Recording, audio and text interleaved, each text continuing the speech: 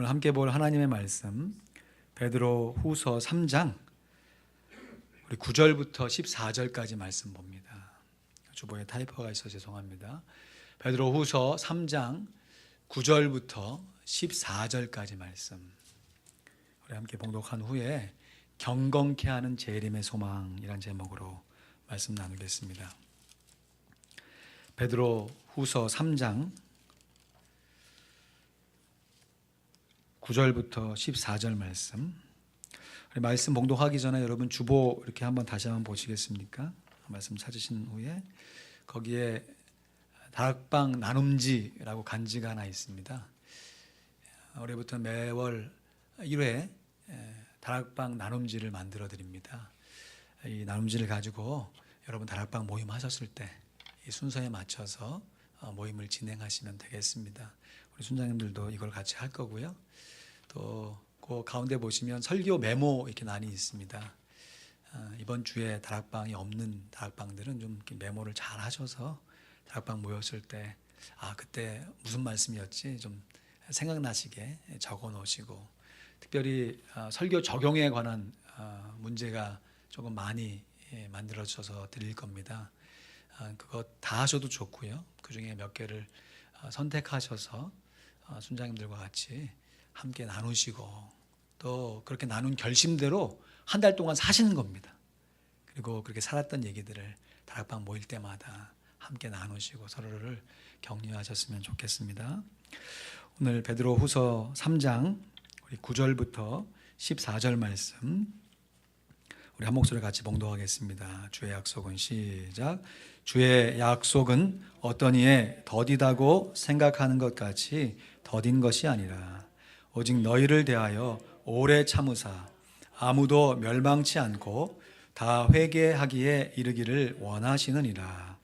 그러나 주의 날이 도적같이 오리니 그날에는 하늘이 큰 소리로 떠나가고 체질이 뜨거운 불에 풀어지고 땅과 그 중에 있는 모든 일이 드러나리로다.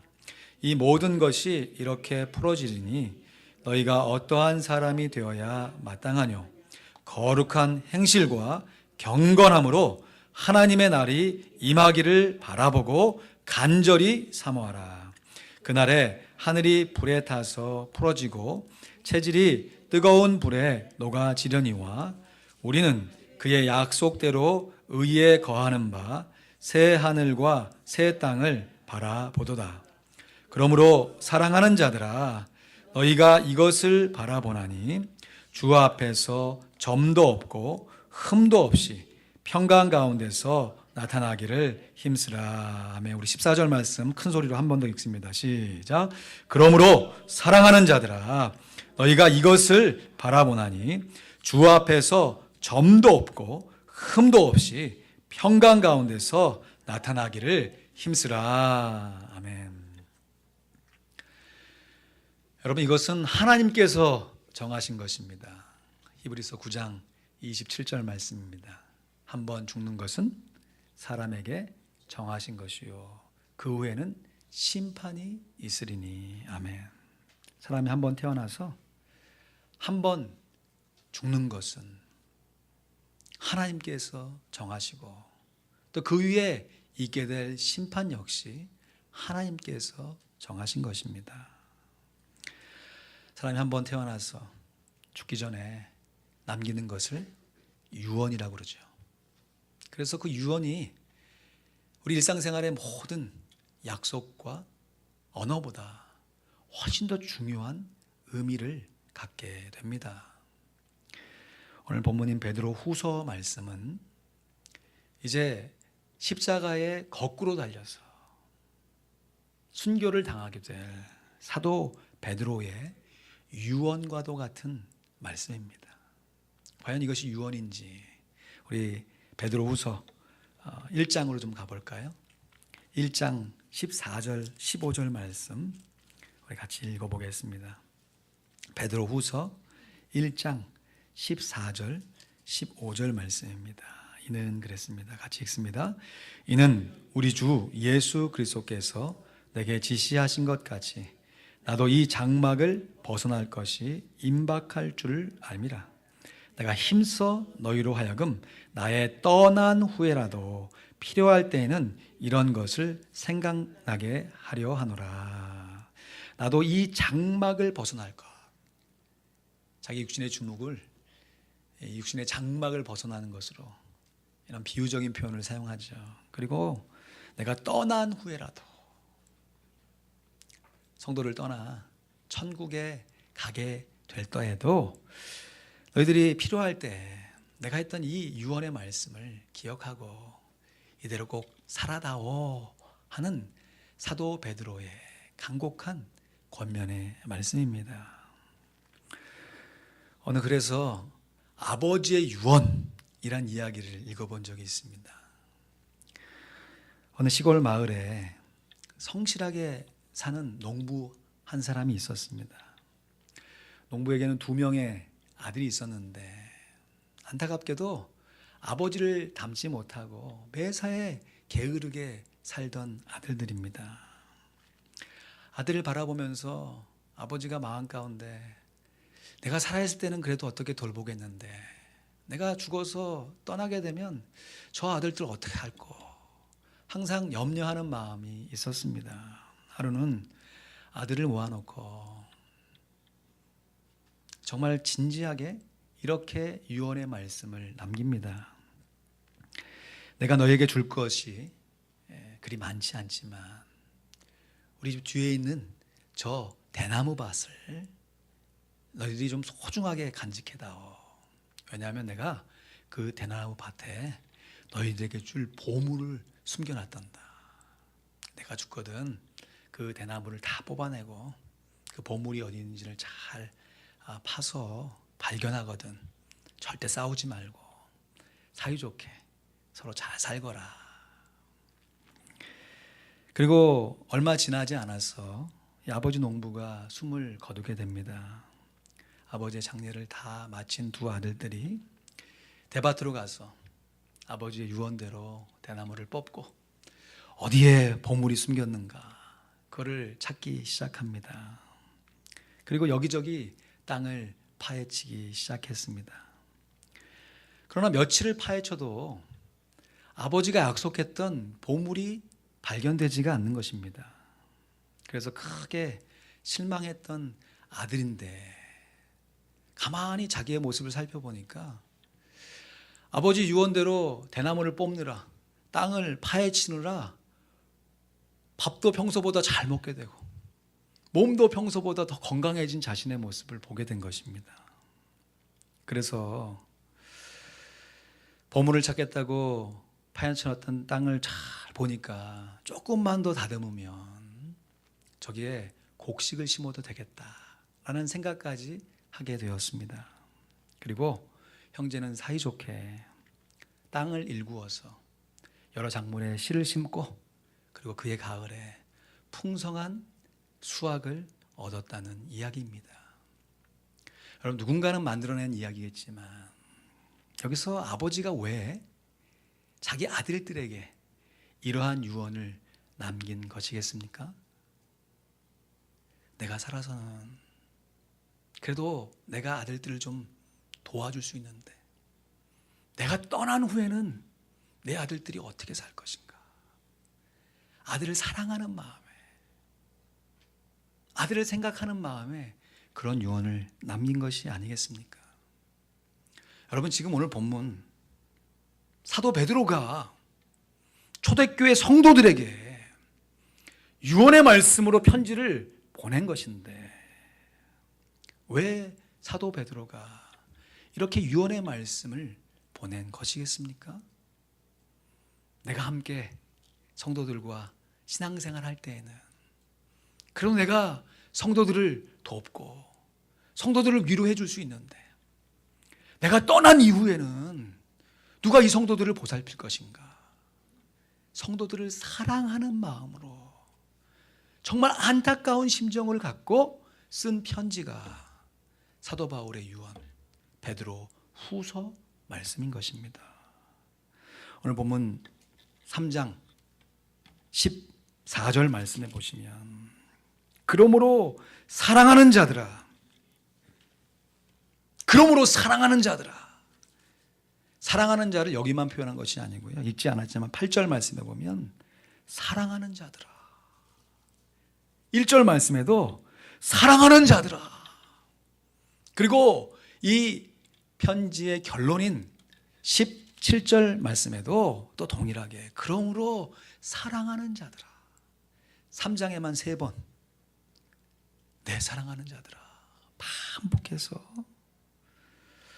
베드로 사도가 자신이 정말로 사랑하는 사람들에게 다른 것은 몰라도 이 말씀은 꼭 지켜다오 당부했던 유언의 말씀입니다. 다시 한번 사도 베드로의 유언의 말씀이 있는데요.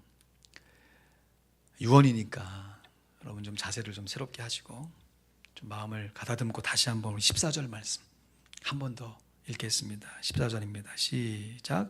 그러므로 사랑하는 자들아 너희가 이것을 바라보나니 주 앞에서 점도 없고 흠도 없이 평강 가운데서 나타나기를 힘쓰라. 사랑하는 자들아 너희가 이것을 바라본다. 여기서 이것이란 주님의 재림이지요. 앞절에서 사도 바울이 주님의 재림이 주의 날이 도적같이 올 것이다. 그래서 주님의 재림은 정확한 날짜와 시간이 언제인지는 알 수가 없습니다.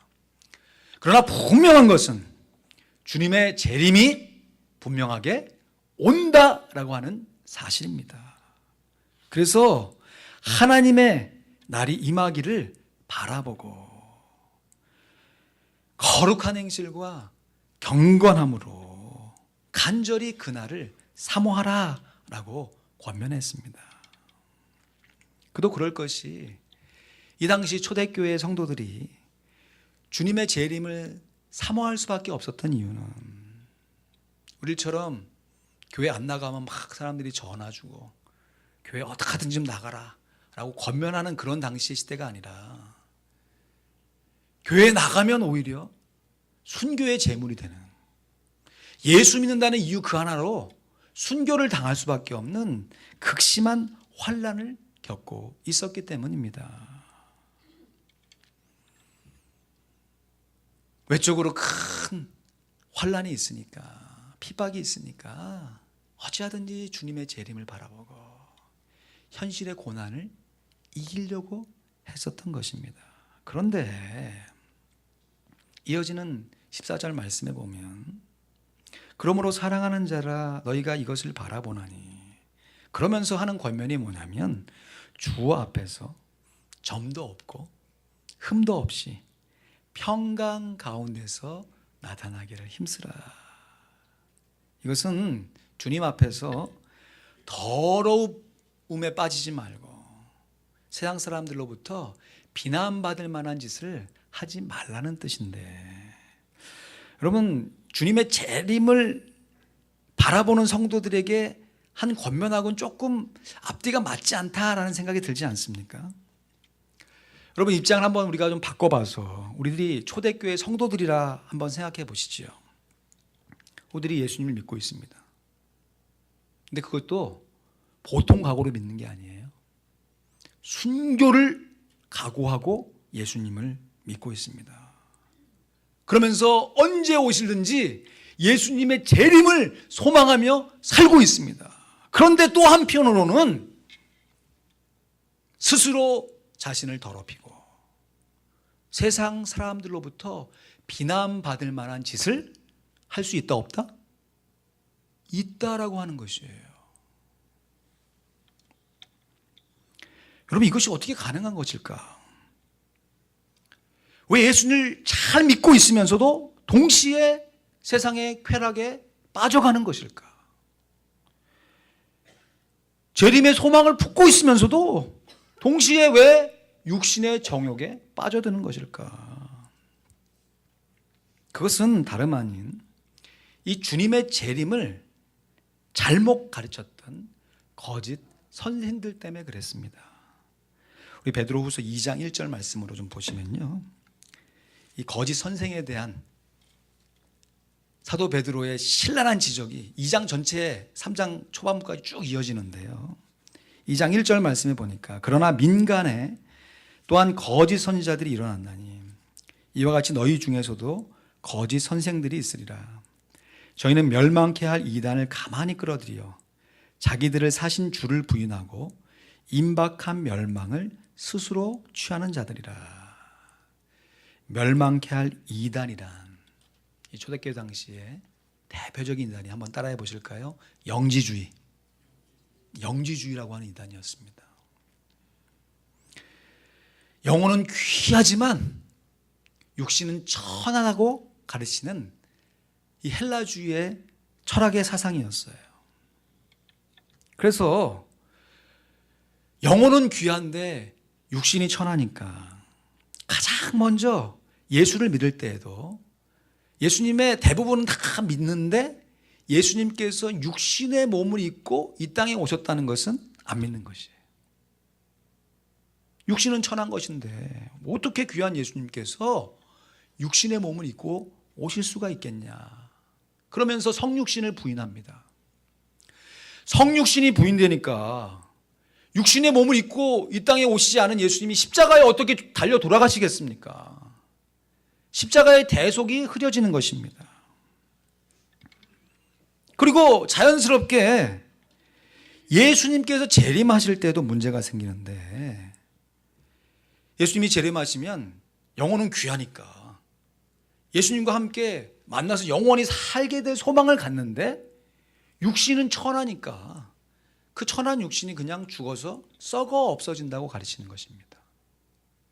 그리고 한 걸음 더 나아가서 그렇게 사람의 육신이 썩어 없어질 때 사람이 육신으로 지은 모든 죄들도 같이 썩어 없어진다고 가르치는 것입니다. 그러니까 주님의 재림을 사모하면 사모할수록 어떤 현상이 벌어지냐면 오히려 육신적인 죄악을 서슴없이 당당하게 짓는 일종의 면죄부와 같은 역할을 하게 되는 것입니다. 내가 지금 짓고 있는 육신의 죄악 죽으면 다 끝나. 어차피 나는 주님과 더불어 천국에서 내 영혼은 영원히 살 거야. 그러면서 육신의 죄악, 특별히 성적인 죄악을 숨기고 들키면 어쩌지 이런 마음으로 짓는 것이 아니라 드러내놓고 담대하게 막 자랑 삼아 저지르는 것입니다. 고린도 전서 말씀에 보면 고린도 교회 성도들이 이러한 잘못된 가르침에 의해서 근친상간을 하고 수간을 하고 막 여러 사람들이 함께 난잡한 성행위를 하는 것에 대해서 사도 바울이 신랄하게 지적했던 말씀들도 있습니다. 이렇게 초대교회 성도들은 이단에 빠져서 잘못된 주님의 재림의 소망을 갖고서 그릇 행하여서 대놓고 음란하는 죄를 저질렀습니다. 하지만 오늘날 현대 교회의 성도 중에서는 이단에 빠지지도 않아 놓고 자기 스스로 합리화하면서 드러낼 수 없으니까 숨어서 음란하는 사람들이 의외로 많습니다. 저도 최근에 들은 통계 조사인데요. 이 미국에서 인터넷을 어느 지역이 가장 많이 사용하는가 이런 설문조사를 하게 되었나 봅니다. 그러면서 뭐 여러 가지 무슨 프로를 보냐 뭐 하냐 뭐 이렇게 하면서 미국에서 인터넷으로 음란물을 가장 많은 지역이 어디인가 이것도 조사해 봤다는 것이에요. 그런데 공교롭게도 그렇게 가장 많이 보는 지역이 기독교인들이 가장 많은 지역과 일치하다는 것이에요. 그것도 보수적 성향이 강한 기독교인들이 많을수록 의외로 인터넷으로 음란물을 보는 사람들이 많더라는 것입니다. 더 안타까운 것은 평일보다 주일에 시청하는 시청률이 높아지는데 그것도 시간대로 이렇게 쭉 살펴보니까 예배드리는 이 오전 때 요때는 갑자기 그냥 시청률이 딱 줄다가 예배가 끝나고 오후 저녁 때 되면 쫙 올라간다는 거예요. 아유, 목사님 예배 드릴 때는 안 보니까 참 좋은 거네요. 그럼 그거 다 누가 보고 있다는 겁니까? 그럼 왜 보수적 성향을 가진 기독교인들이 이러한 어처구니 없는 결과를 이루어내는 것인가? 그 이유에 대한 분석을 보니까 이렇습니다. 보수적 성향을 가진 기독교인들은 적어도 실제로 음란한 행동을 하는 것을 죄라고 여기고 있습니다. 그리고 실제적으로 그렇게 음란한 행동을 할 수 있는 장소와 대상을 찾기가 쉽지가 않습니다.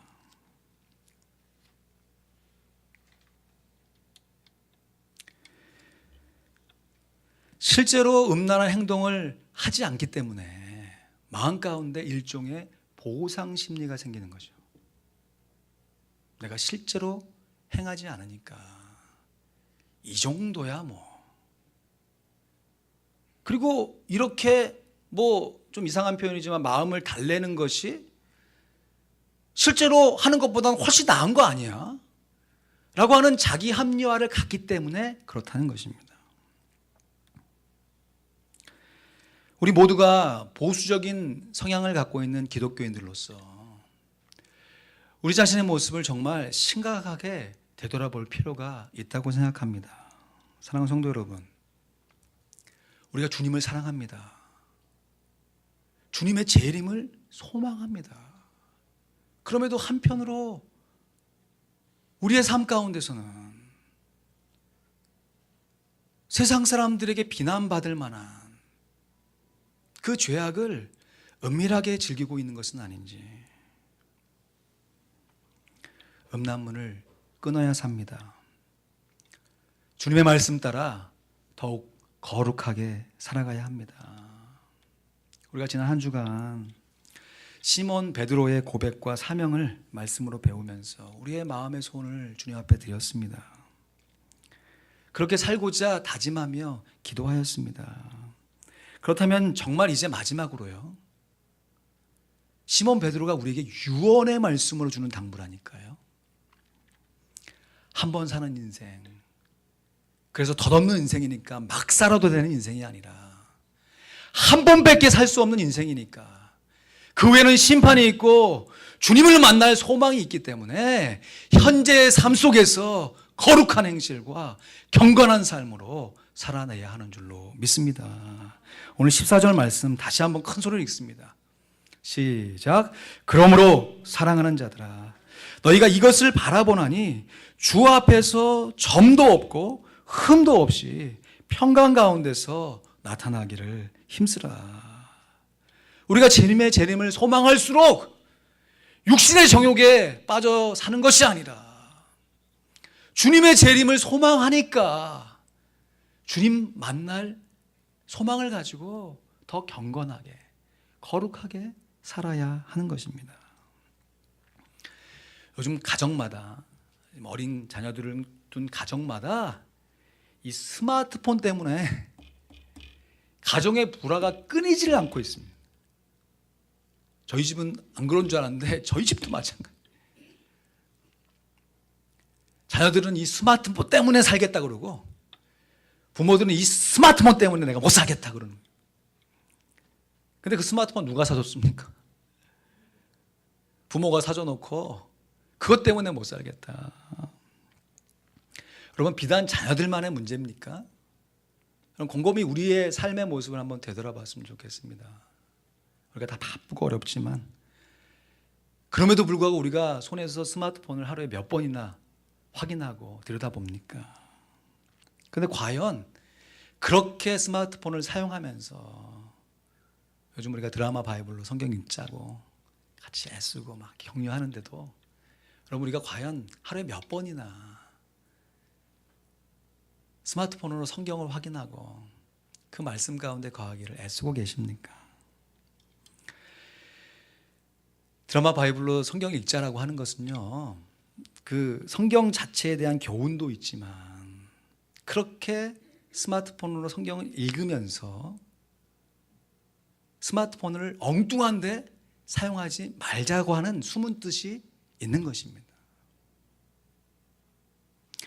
기독교 명언 중에 참 멋있는 명언입니다. 성경은 우리로 하여금 죄를 멀리하게 하고, 죄는 우리로 하여금 성경을 멀리하게 한다. 사람이 죄에 빠지게 되면 가장 크게 나타나는 것이 기도가 막히고요, 성경이 읽혀지지가 않습니다.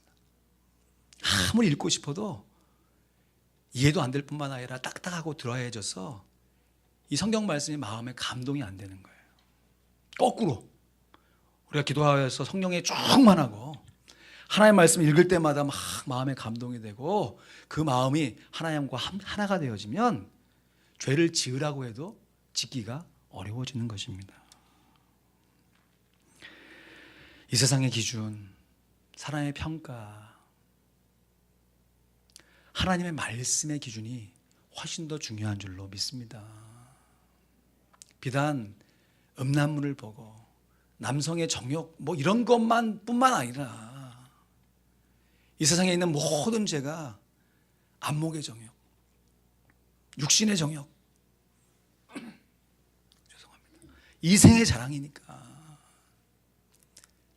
내가 이 죄는 정말 끊어야겠다라고 생각했던 그 죄악을요, 하나님의 말씀을 묵상함으로 끊어내 버리는 우리 모두가 되기를 주님의 이름으로 간절히 축원드립니다. 이것이 바로 주님께서 우리에게 요구하시는 경건의 삶이요, 사도 베드로가 마지막 유언으로 십자가에 거꾸로 달려 순교했던 사도 베드로가 그의 성도들과 우리들에게 주신 마지막 유언의 말씀인 것입니다.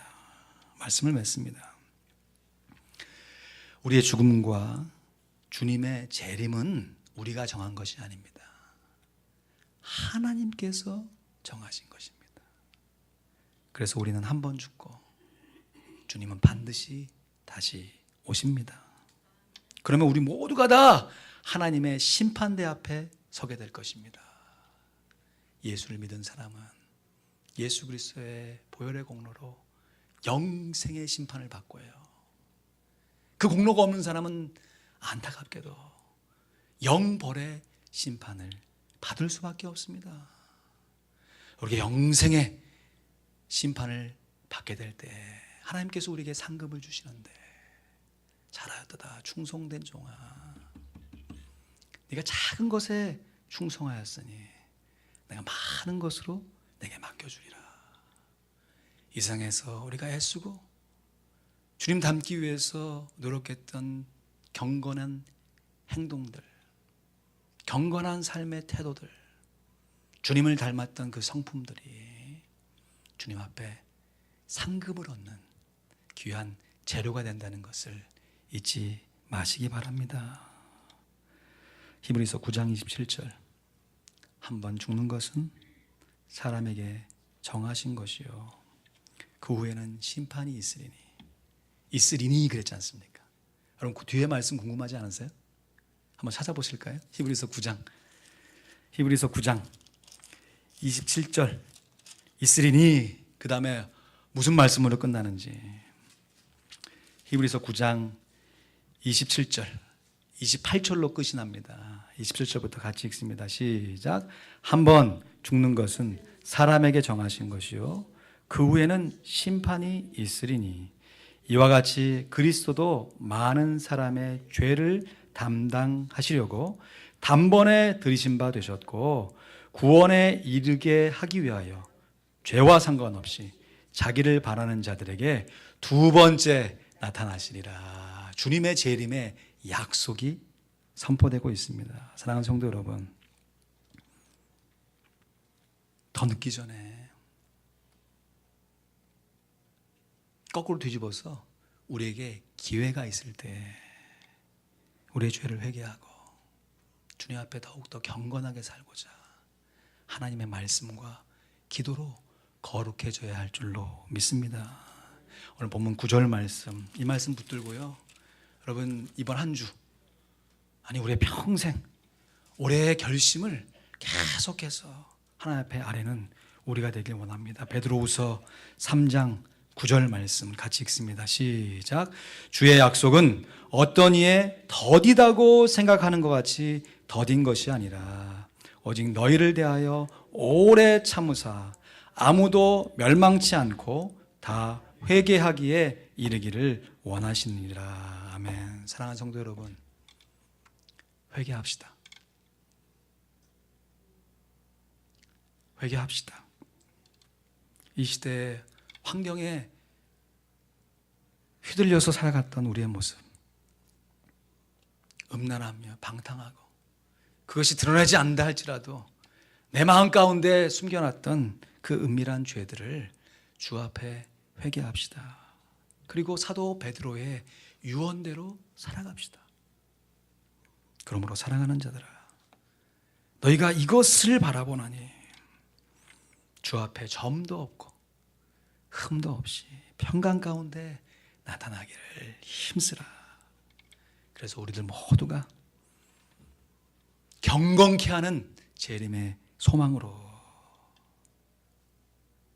올 한 해 거룩하게 살아서 정결하게 살아서 주님께 영광을 돌리는, 주님의 재림을 온전히 소망하며 살아가는 귀한 하나님의 자녀들로 서기를 주님의 이름으로 간절히 축원드립니다.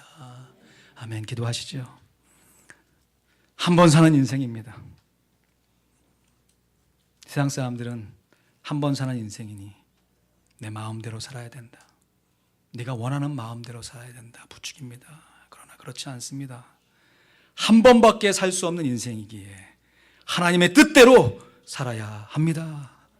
하나님께서 우리에게 예수 그리스도를 구원의 길로 보여주셨습니다. 주님을 믿고 살아야 됩니다. 주님께서 보여주셨던 그 경건한 삶을 우리도 본받아 살아야 합니다. 하나님의 말씀을 묵상하고 매일같이 기도함으로 말미암아 하나님의 말씀과 기도로 거룩한 삶을 살아야 합니다. 우리에게 주신 우리의 친구, 아니 위대한 대스승인 노사도 베드로가 마지막 최후의 유언과 같은 권면으로 주신 귀한 말씀, 사랑하는 자들아, 너희가 주님의 재림을 바라보나니 주님 앞에서 점도 없고 흠도 없이 평강 가운데 나타나기를 힘쓰라. 이 말씀 마음에 붙들고 각자 하나님 앞에 우리가 간구해야 할 은혜를 잠시지만 간절하게 간구하는 시간을 갖겠습니다.